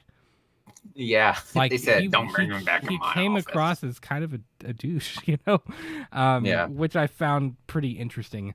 I thought Truman would have a little bit more of a role in it. Truman really only No. had that 5-minute scene. I mean, he was mentioned throughout the movie, obviously, but but he was only in it for that quick little zip of time. But again, Gary Oldman doesn't get any better. Like Gary Oldman's just a beast when it comes. Yeah, to when he stuff sat like that, down, like I was character like, acting. "Yeah, there he is." Yeah, He's my he's boy. so good, man. Mhm. But you know, there's so much. Like my brain is just like I feel like I have Oppenheimer's brain right now. Like it's just going Well, do you in, like, want a to? million different. Do you want to? directions. Do you want to like highlight Robert Downey Jr. because he said in his interview like Yeah. this is probably one of his Yeah, best roles that he's had. he like, said this is after the best movie MCU. he's ever been in. Yeah. Yeah, and he did. His character was interesting. I wouldn't have pegged him as the villain of the film I to did. start off. Mhm. I could see it because I've seen Robert Downey Jr.'s projects like before Iron Man, and he can play a villain. I'd say. Oh yeah, rather I mean, a he did great job. misunderstood villain, but I think that in this film, like people have said in recent articles or posts, they've said time and time again that like Robert Downey Jr. just had fun in this movie. Like you could see that he was enjoying himself in this movie. He was relishing in the fact that he was able to play Strauss and just play the anguish and the jealousy. He was really good, man. And the underlining hatred that they had between Oppie and Strauss. So for me to think that Robert Downey Jr. didn't do anything but thrive in this role, I mean, there's nothing much left to say other than the fact that like of just nitpicking things that you didn't like about him in this film, but as very slim picking because he did fantastic in this film. Like you could see just how much of admiration Strauss had for Oppie, which made his portrayal all the more emotional, if that makes sense. Because it's like for something as simple as being made fun of publicly, I guess. I mean, the way he was like publicly embarrassed is definitely something to need to be reconciled, but to make his peer, his better half, I'd say, or like his friendly competition be ridiculed, barred, stripped of his clearance, and have his legacy tarnished throughout the entirety of his later life, like that's insane. Now, whether that's fact or fiction, I do not know. I don't know if that's really how Strauss handled it, but I do know the what's it called? The meeting that Oppie did, or the presentation where he like made fun of Strauss. Pretty sure that is true. So yeah. I think it's pretty historically accurate in that regard. And Strauss, I think the reason Strauss became so cold towards Oppenheimer is yes, there's the obvious. They had many differences politically and what they think should happen with the bombs. I think it's where a lot of people had division. What do you mean? With what they were going to do with the bomb, if the bomb should be made. Like those were like pivotal points where but even it even goes further than that. Like even little things when they're talking about, like it wasn't even just what to do with it. Like there are little moments where they had like little disagreements on things, and you could just tell they were two people that didn't mesh entirely well. But I think there was an interview with Cillian Murphy where he said that Christopher Nolan made him watch Amadeus. And if you've seen Amadeus, Wolfgang Amadeus Mozart and Antonio Salieri had a very interesting relationship. Salieri very much respected Mozart, and he knew that he was an absolute genius, and he knew that he was brilliant. But he also there was a hint of jealousy there. Again, two people that just didn't really mesh all that well together. And I think there's definitely a little bit of that going on with Oppenheimer and with Strauss. I think they respected each other. I think Strauss saw the brilliance in Oppenheimer, and I think he probably knew that he was right to an extent, which is why he had to try so hard to knock him down. Because, again, I think Strauss definitely plays more into the typical political BS type thing where you know what I mean? Where it's like the dirtier side of politics. He drank the tea. He drank the Kool-Aid. He's definitely what the status quo was. Whereas Oppenheimer was more, how can you say, more excited for the discovery of the bomb. Right. But a lot of Oppie's peers were like, bro, you know what they're gonna do to you. You know exactly what's about to happen. The second you discover this thing, the second you test it, you know what's gonna happen. Yeah. But you're still gonna go with it. And Oppie is just excusing himself with the idea of like, well, it's a race. But he actually really did just want to know. He wanted to know if he could do it. I think he just it was, I'd say, probably a selfish race for him. Like it was just something he wanted to do himself, and he Yeah. wanted to find a way to discover it. Strauss reminded me a little bit more of like the House of Cards type of politics, where it's like it ain't all doing what's right. You know what I mean? Yeah. It's doing what you want to do versus what you know is right, and Mhm. that's kind of where I fell with him. No, because you could tell with the meeting, where the fucking hearing, that's what it's called. You could tell with the hearing, like this man really like had this entire thing planned out from the beginning Mhm. to pretty much fuck over Oppenheimer, all Right. starting from the isotope incident. But you gotta admit, it felt a little good to just see that whole thing just crumble in front of his face. Oh yeah, to see him not get Yeah. confirmed as a part of Yeah. it was great. Yeah. Even to see the guy that was helping him, his like staffer or whatever, that Pretty was much like come to realized he was like wrong. the You know? second Strauss like admitted to what he did, old buddy just flipped the switch and said, "That's how you know what you did was bad." Like when Yeah. your Yeah. closest confidant is just like, "Hold up, you did what?" And just Right. completely flip the script on you. Yeah, what you did was grimy as fuck, and I mean, you deserve not to be confirmed into it. Like, to be honest. Yeah. Yeah. So, golly, Well, man, yeah, Strauss was definitely one of those characters where you definitely felt like you're hurt by the realization that he was betrayed, but in the split second where it ended up blowing up in his face, you almost had like a felt of reassurance where like finally, Oppie kind of got his like comeuppance, if that makes sense. But that's not to say Oppie wasn't that great of a guy either. Like, oh, buddy, I mean, he wasn't that great either, if I'm being honest. Like, yeah. he has his own skeletons. He does, and I mean, but I don't think he was a terrible dude. I think Mhm. he made some bad choices, but I don't necessarily think the bomb was.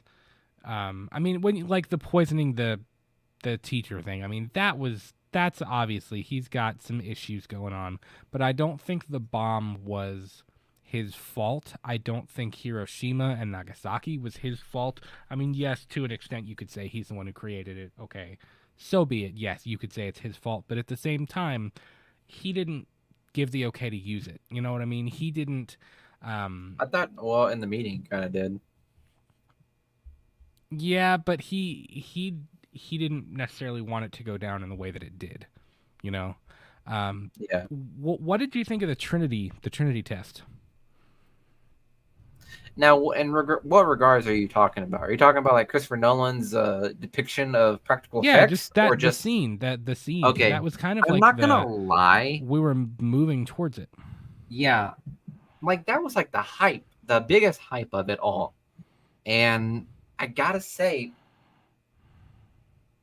and this is probably fucked up for me to say, but I found the flashes that Oppenheimer had throughout the movie much more Mm-hmm. exciting than the actual explosion.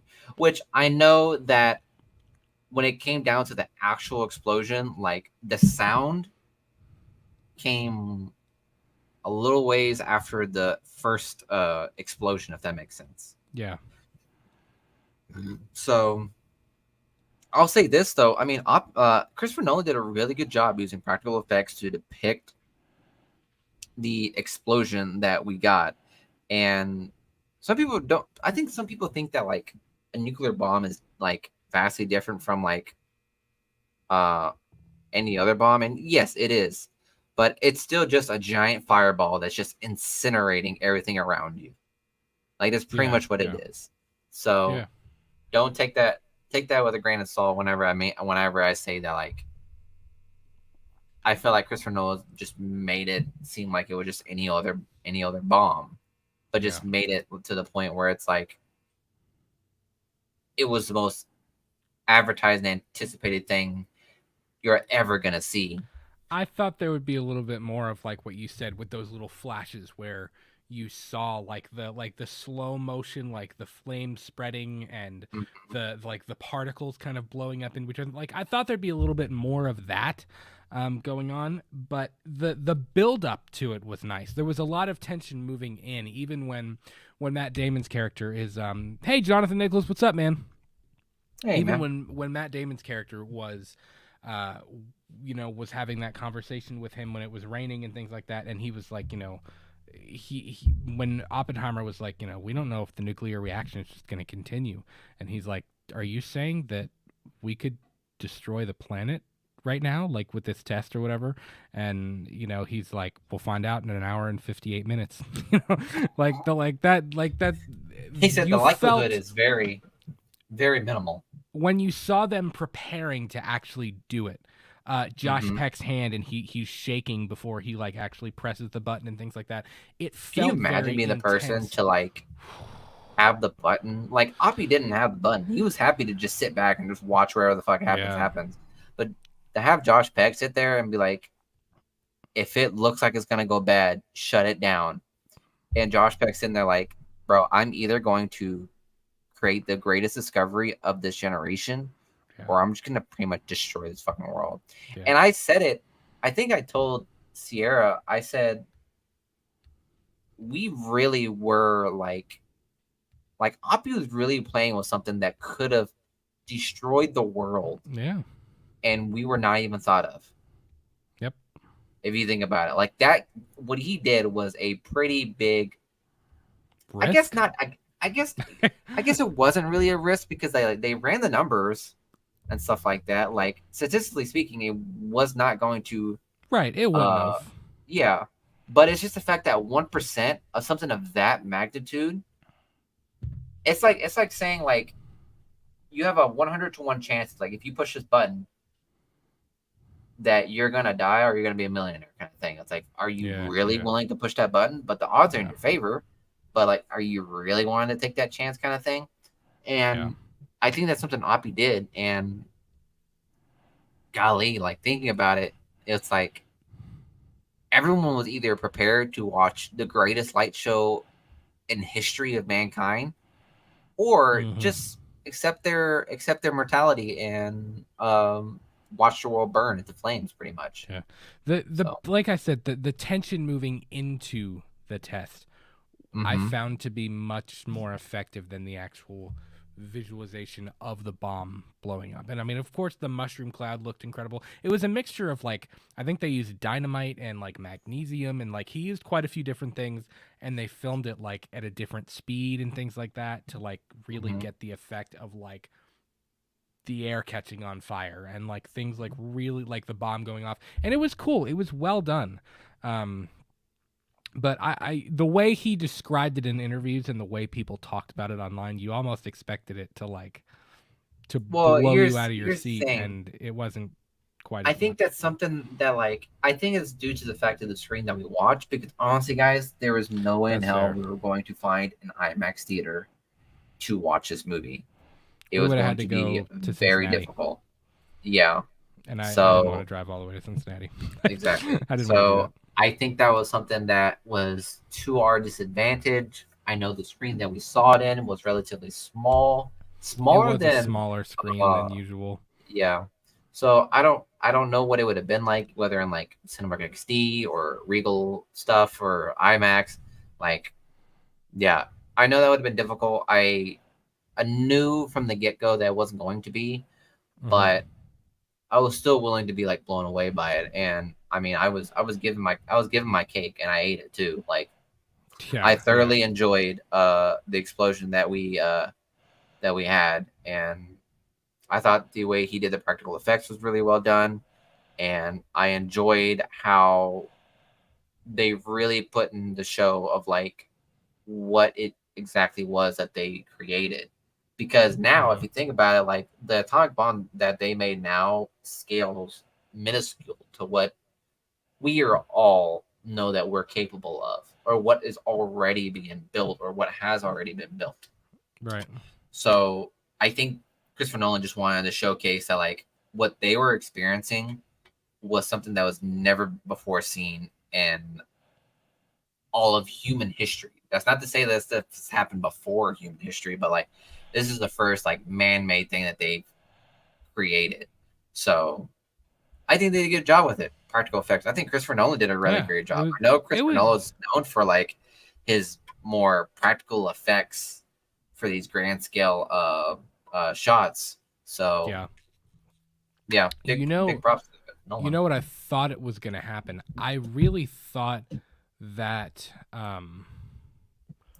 what was going to end up happening was these little bits of like the slow-mo explosion of the nuclear reaction happening and the flames and the explosion beginning. I thought we were going to get a much bigger version of that, like those pieces. Yeah, like those quick Like cuts. those pieces kind of in one bigger cut, but it ended up not happening, and that's okay. I mean, that was fine. Moda, what's going on, Moda? He says, "What up, boys? What's up, Hello. man?" So the crux of the whole thing, obviously, I mean, we kind of talked about the whole, they used the bomb after Germany surrendered, and we see the effects when he goes into the rally when everybody's cheering him on, and he's seeing people's skin coming off, and Bro, it showed Oppie's foot to step Yeah. into someone's chest, like Yeah. cinched chest. I was like, Yeah. Like- not too like, far off.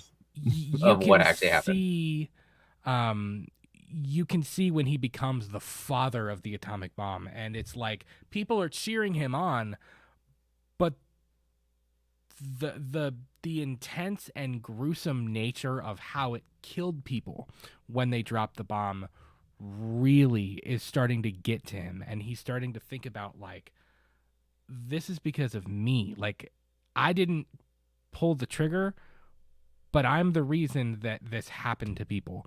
And he starts to question if it even had to happen to people, which is when we get the scene with Truman. And, that was factual, by the way. I looked it up a minute ago. Truman really did say, "Get this crybaby out of my office." And it said as he was leaving, he heard him be like, "He's got blood on his hands. I have way more blood on my hands." Like, Truman kind of thought he was just being a crybaby about the whole thing.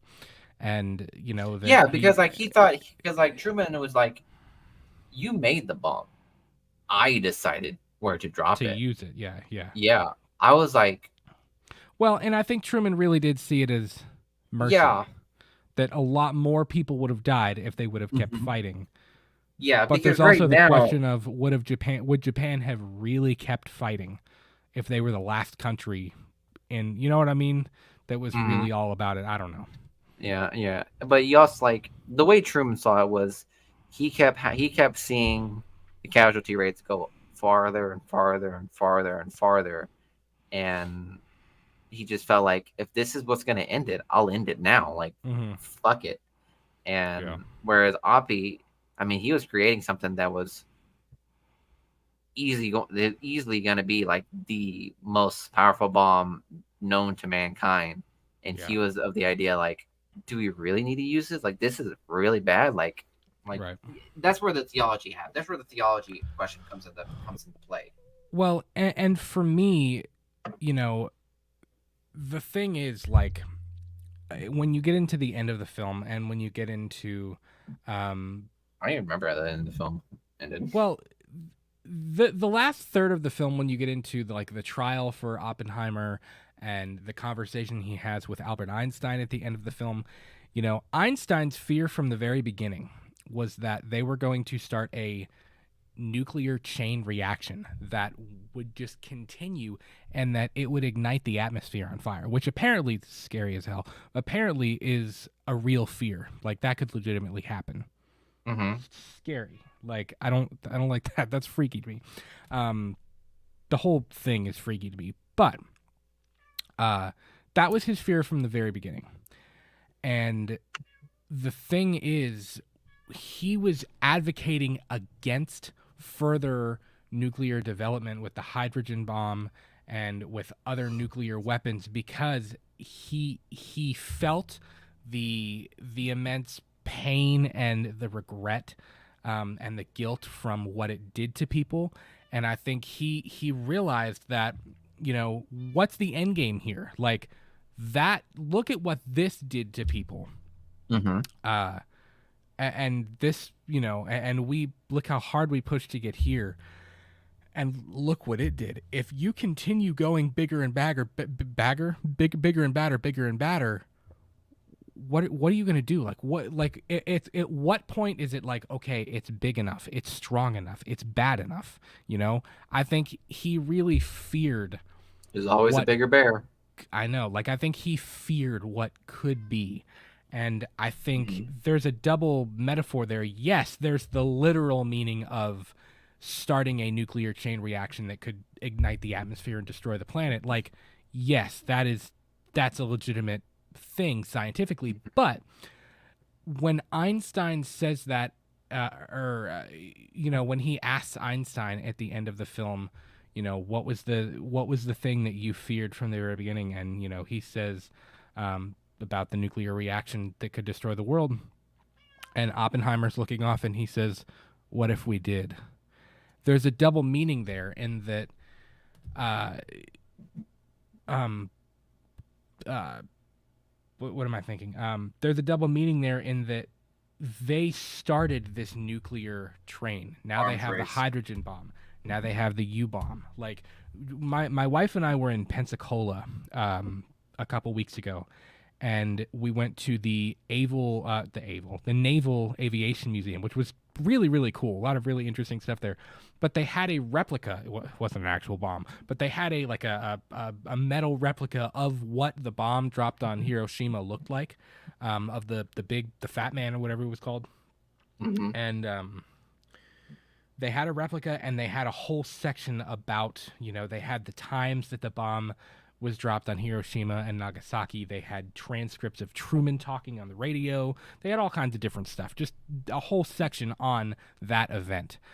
And there was a little thing about Oppenheimer there, and there was I should have pulled the picture up here. I didn't even think about it. There was a diagram of nuclear capabilities throughout, you know, from the time that of the Manhattan Project to today. And you know, you see it, and this is one of those moments where it's like it kind of hits you that it's real. It's not just a movie, it's not just a story. It's real life. These things really happened, and these capabilities really exist. That diagram, the bombs dropped on Hiroshima and Nagasaki, the mushroom cloud is about that big in the diagram. The I think it's called the SAR bomb, like CZAR bomb, that Russia developed, which was like the last big nuclear test, is like that big, the mushroom cloud. Like the capabilities we have now. And I think that was what he was worried about. He was worried about the chain reaction, not even igniting the atmosphere, but the chain reaction of people are always going to want bigger. It's never going to be big enough. It's never going to do enough damage. They're just going to want bigger. And at some point, you have to think to yourself, like, okay, at what point does it not even matter anymore? Like, if there was a full-scale nuclear war, and this is what makes the people struggling to find the profoundness in the film.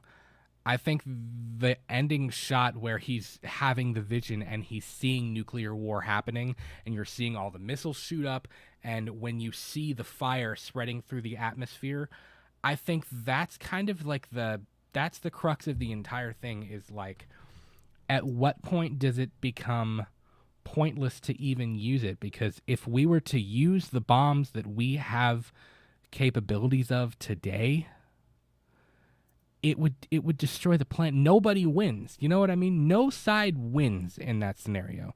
And I think that's what he was afraid of. And that's kind of what I think that's what Christopher Nolan was trying to say. If there was a message in this movie, I think that's kind of the thing that I took out of it. And I think that's the thing to take out of it, is Oppenheimer was right. He was right. This is a chain reaction of events that started with the Manhattan Project and with Trinity, and then with the bombings of Hiroshima and Nagasaki. And, you know, I mean, obviously there are United Nations procedures in place that, I mean, nuclear weapons are not used anymore, thank God. But there's that constant, it's scary. There's that fear of like, holy crap, this could happen. You know what I mean? Like, this is not, he was right. Like there's got to be an end game where it's like, okay, this isn't having that kind of weaponized technology is not even it's not even useful anymore. It was very profound. I've thought about that ending scene quite a bit. And when Einstein tells him, now it's time for you to live with the consequences of your achievement, that's the consequence that he's gonna, that vision is the consequence that Oppenheimer had to live with. And if you see him, the actual person, Robert Oppenheimer, in that clip when he says, I am become death, the destroyer of worlds, blah, blah, blah, blah, blah, the dude looks very broken and very troubled. I mean, I think this is something. I kind of feel like that line was very cheap in that movie. I'm not gonna lie. Yeah, I kind of waited for that to happen and be a little bit more profound than it was, but yeah. I think the ending scene and everything about the trial, all of that kind of built towards that final message of like, okay, he was right. The capabilities just got worse and worse and worse and worse, and we have the power to destroy ourselves. And I think that's kind of the. You could use that as a metaphor for a lot of things, not only just the nuclear weapons thing, but I mean, politics. Like, look what's going politically. Like, it's some point. I know I'm digging really, really deep here. I'm getting real philosophical, but like, I mean, not only with the nuclear weapons, but climate change, politically. I mean, like, people, we have the power to completely destroy ourselves, like mentally, physically, emotionally, like. And it's just kind of like this idea of like, okay, are we going to do it or not? It's scary. It's a scary thought. I'm going to hop off the soapbox now. That was a lot. I know that was very philosophical and that was a lot, but and that regards though, I mean, overall, you gotta give the movie its roses, honestly. Oh, okay. You gotta give the movie its roses because this film definitely depicted the story of Robert Oppenheimer and the race to the atomic bomb very well, and really delved into the psyche of what this project did to almost every one of the scientists, not just Oppenheimer, but like every scientist that was involved in the project, and would soon set the seed for what we have now come to know and realize with what Brad has been explaining with what the problem that we have now. But I think that this movie in general already, like, you know, reaffirms the idea that we already know of like why we don't have or use atomic bombs that we are capable of now, like Tsar Bomba. Like, it's like mutual destruction pretty much to use something of that magnitude, if that makes sense. So, but for stuff that Oppenheimer made, no, they'll throw shit like that next with little to no cares in the world. Like, yeah, this world is completely okay with Oppie's bomb, without a doubt. Right. But we are of the understanding, though, that if we use it, we are setting the precedent that is free game. That makes sense. Right.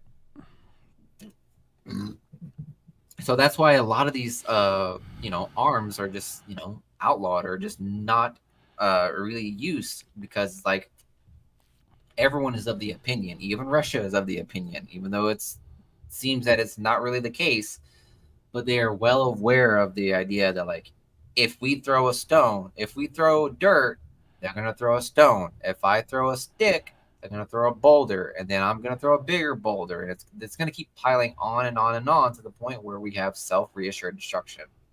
Yeah. So, I mean, this movie pretty much depicts that really well, and also hints at the story of Robert Oppenheimer and what he went through. And what he went through is something that I kind of like expected, honestly, for someone who created such a destructive force of nature now. That's now man-made nature. So... Yeah. I mean, bravo to Christopher Nolan for his achievement and his quote unquote first biopic, if that makes sense. I believe it's his first Yeah. biopic. Yeah. So And it's a big question in, was it even worth it? Is it worth it to even have the technology and to have the science and the capability of that? And that's it's a big, very big question, but I think it's one that Christopher Nolan proposed really, really well in this movie. Not only was this a movie about a very interesting person, but it makes you think about the implications of what we have and about what actually happens. So this one is a 9.8 out of 10 for me. I really, really enjoyed it. It definitely lived up to the hype. Miguel, what about you? yeah, 8.9 to me. Really, 8.9. Yep. Solid. Solid movie. It really is. It is a very, very solid film. It's definitely, I don't know if it's my favorite Christopher Nolan movie. We should rank Christopher Nolan's movies. That'd be awesome. Or do our top 5 or something. Yeah, that'd be a show. That'd be dope.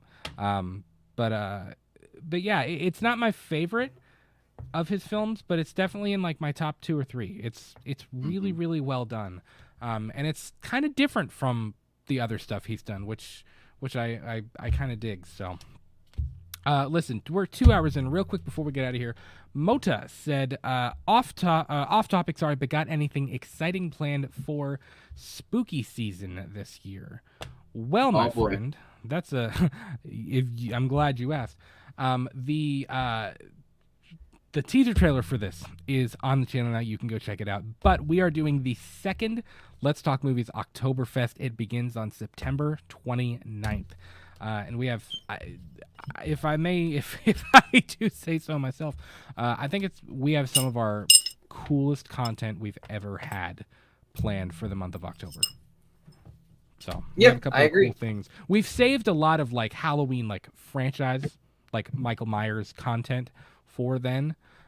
Specifically, and I'm looking at throwing in some other stuff too, but it'll be cool. It's gonna be a fun celebration of spooky season, and I think we're gonna enjoy it. We're gonna have a good time. People are gonna be really interested to tune in, so feel free to tune in September 29th. That's where the party begins. Yeah. Oh, and the teaser trailer played at the beginning of this show too. I've been playing them at the beginning of each live stream just to kind of get it out there even more. So you can scroll after we're done here, scroll back to the beginning of the show, or you can watch it on the channel. Either way, the teaser trailer's out there. So also said, what are your top 3 Christopher Nolan films? Without thinking about it, The Dark Knight is in my top 3. I'm not going to give an order. The Dark Knight's in my top 3, Interstellar's in my top 3, and probably Oppenheimer would be in my top 3. I don't know what order. I'd have to think about the order. But those would probably be my top 3 right off the bat. I love Interstellar. Love it. It's weird, but I love it. I would say Inception, Dunkirk, and... Ooh, Dunkirk was good too. Yeah. Inception, Dunkirk, and... I don't know. I haven't seen Tenet, so I can't really give any prescription on it. And I don't want to say Dark Knight Rises because it's too fucking easy. Tenet was... It wasn't my favorite. It was decent, but Tenet got strange. Yeah. In a few places. It was very, very strange. And oddly enough, Julia loves Inception. Inception's not really my favorite either. I like Inception. It's good. But there are other Chris Nolan movies that I prefer more to that. I don't know that I've ever seen Memento all the way through. I know I've seen at least like a third of it, but I don't know if I've ever watched it like straight through. That'd be a good watch one night. That'd be a good Classics Revisited episode. All the Chris Nolan movies, man. I dig them. Hey, Chris Nolan, if you ever want to be on the show, we'll interview you. It'll be a great time. That's not going to happen, but it's okay. Yeah, when you have the time, when you're not making the next hit. But listen, guys, thank you so much for joining us. Episode number 116 of Let's Talk Movies. Be sure to leave this episode a like if you have not already. If you are listening on Spotify or any of the other podcast platforms, I promise to get this up within the next day or two. Be sure to head over to the YouTube channel, hit subscribe. We are at 831 subscribers. It was at 830, and we got a new subscriber today. So whoever you are, thank you. We love you. But be sure to leave it a like Welcome love to you the all. party. We're really hoping our goal is to hit 1,000 subscribers before the year is over, before December 31st at midnight. That'd be really cool. Could you imagine if we hit 1,000 like as the ball was dropping? That'd LOL. be sick. That reminds me of like how people would like build your subscriber count all the way up to the closer you get another number, and then you get trolled, and it goes all the way back down to like another 100. Yeah, Have you seen those? yeah. Those get really sad. I feel will like that never, happened. I will never do a live subscriber count. One, I feel it's a little pretentious. At the same time, I fear that something like that's going to happen to us. I feel like that happened. I remember being in the live chat when I was in the chat when Mike and Jay over at We Watched a Movie hit 100,000, and they like they counted down and it hit 100,000 during the show, and like everybody was freaking out or whatever in the chat, and then it jumped back down to like 99,999. And I was like, Julia, hit subscribe right now, and she was like the 100,000th subscriber to get it back up there. It was awesome. But Moda said you guys are gonna blow up this October. I can feel the love, you guys. Thank you so much, buddy. We really appreciate that, man. We love you too. And yeah, it's gonna be a good time. We're looking forward to it a whole lot. I gotta get on. I gotta get on the ball now with planning something, with like actually like filming stuff now. It's that time. We gotta get rolling. I feel like that was like something we could have said like post live show. But it's okay. It's all right. It's all right. We're human beings. It's all right. But be sure to follow us on Twitter or X, whatever you call it. It's always going to be Twitter to me. I thought about changing the icon like on screen, and I was like, I'm just going to leave it. Who cares? You can follow us on Twitter, Instagram, TikTok, X, and Threads. That's too much. At LTM Podcast KY. You can. I don't know what I'm saying now. New shows premiere every week at some time. We love you. Bye. I would not be leaving with that attitude. You better do that shit right. We do new shows every single week at 8:30 p.m. Eastern, and typically we drop new videos every single Tuesday night at 8 p.m. as well. We love you. You're amazing. Follow us on everything, whether you like us or not. You could think we are hot, steaming garbage. Still follow us on everything. Yeah. Great. So we love you. Blessed to be here, and we'll talk to you soon. Peace. Peace.